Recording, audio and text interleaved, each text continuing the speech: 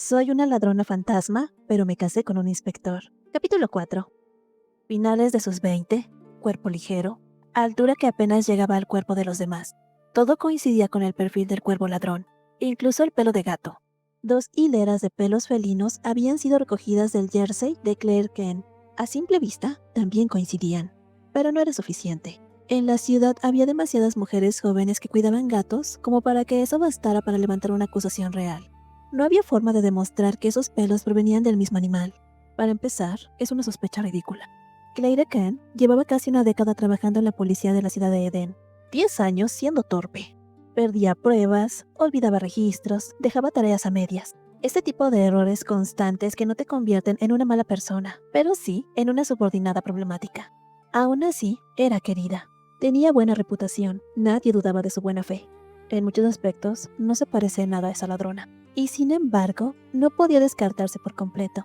Raven había visto el rostro del cuervo ladrón innumerables veces. Estaba seguro de ello. Pero cada vez que intentaba recordarlo, se le escapaba. Como si algo borrara la imagen justo cuando estaba a punto de formarse. Definitivamente la he visto de frente.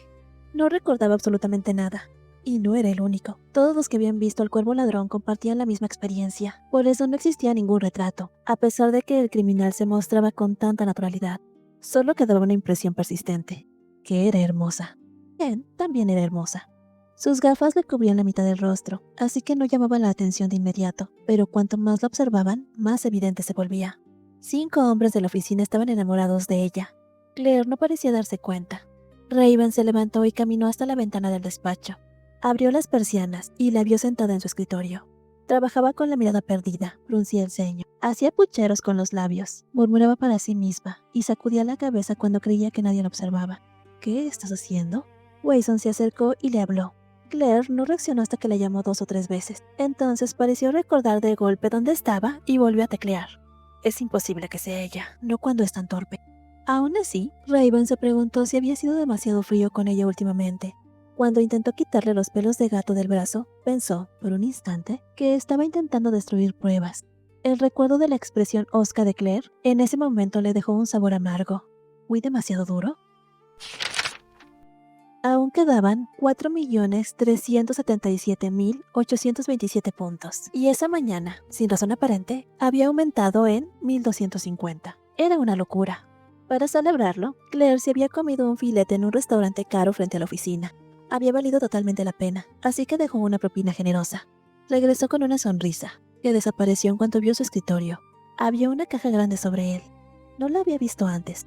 Todo el correo de la Unidad de Investigaciones Especiales pasaba por ella, y se suponía que ese día ya no debía llegar nada más.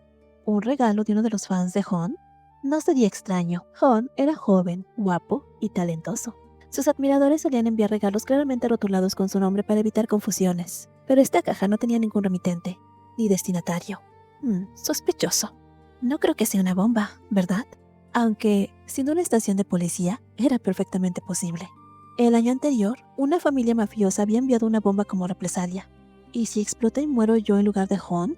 No, de ninguna manera. Tenía que entregársela a Hon. La levantó con cuidado, era pesada. Y cuando la volvió a apoyar, el sonido metálico la congeló. ¡Ah, es una bomba! El caos estalló de inmediato. Evacuación, gritos, el equipo de desactivación. Y cuando por fin abrieron la caja, 36 latas de comida para gatos. Silencio. Hon la miró como si fuera patética. Claire se inclinó y se disculpó una y otra vez. No era su culpa. Alguien había dejado ese regalo sin una sola nota. Y mientras el portazo del despacho resonaba en la oficina, Claire Kane solo pudo pensar en una cosa. No puedo creer que tenga que engañar a esta buena gente. Porque Gemma, la verdadera Gemma, solo estaba intentando sobrevivir. Y en este juego no existía ningún punto de guardado. Hasta donde Gemma había visto en los videos, las misiones nunca incluían algo tan absurdo como robarle una palabra de 7 letras o otra de 9. Normalmente, al inicio del juego aparecía una frase clara que coincidía con la misión final, algo que permitía, al menos, hacer conjeturas. Pero la suya no ayudaba en absoluto. Roba el tesoro que no está destinado a los villanos. Eso era todo. Demasiado ambiguo. Tomar algo ajeno sin permiso ya era un robo, y robar era, por definición, cosa de villanos. ¿Dónde estaba la trampa? Pensar más en ello era una pérdida de tiempo. Primero había que subir de nivel. Subir de nivel siempre era importante, pero Gemma estaba especialmente obsesionada con el último. Una de sus ventajas incluía pistas directas para completar la misión final. Solo entonces sabría qué demonios tenía que robar. ¿Qué era lo siguiente? Sentada en su escritorio, fingiendo cansancio, abrió la ventana de misiones. ¿Arrebatarle un caramelo a un niño? ¿En qué momento el sistema había perdido cualquier rastro de moralidad? Había varias misiones disponibles, pero ninguna valía la pena. No hacer nada tampoco era una opción.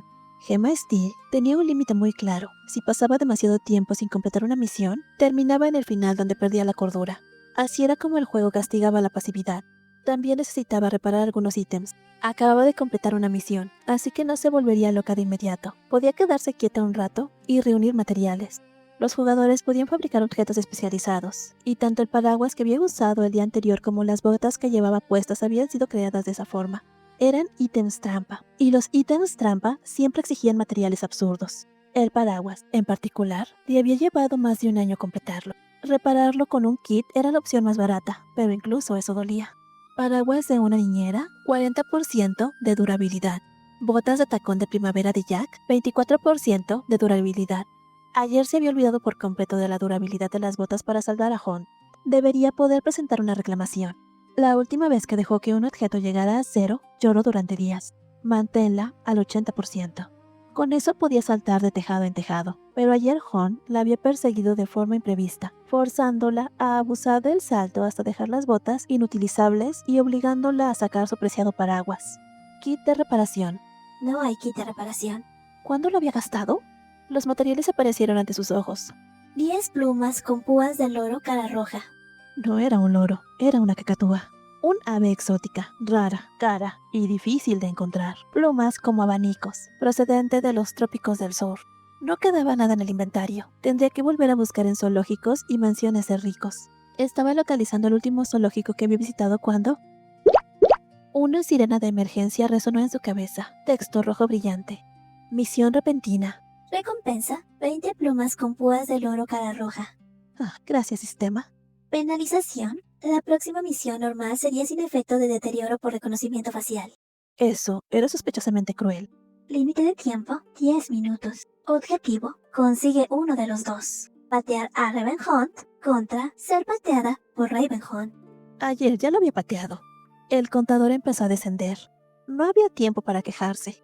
Gemma se puso de pie y entró al despacho del capitán. ¿Capitán? Necesitaba una patada. De él. Ahora. Continuará.